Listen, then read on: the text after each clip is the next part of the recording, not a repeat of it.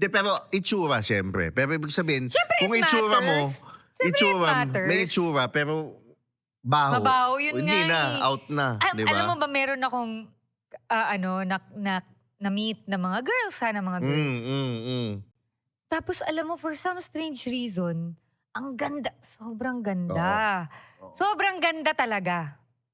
Pero, ang baho. Kahit ako nga naamoy ko eh. Namanasan ko rin yun, no? So, kumbaga parang, na-curious lang ako sa mga lalaki na kasama nila. Kung paano kaya nila dinidil yun, no, sa mga lalaki sa inyo? Paano nyo dinidil yung ganun? Kinuwento ko na to dati, nagkwentuhan tayo, di ba? Oo. Ginawa ko, pinarusahan ko siya. Paano? Kasi ang baho. Paano? Nung naamoy kong ganun, tangina, pinasubo ko sa kanya.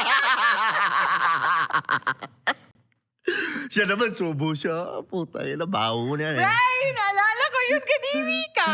May infection yan, ha? Oh my God, pag ganun. O yan, anyways, may papaamoy ako sa'yo. Wait lang, talo mo ako dun ha. Sorry, tinalo mo ako dun. Ang asshole, di ba?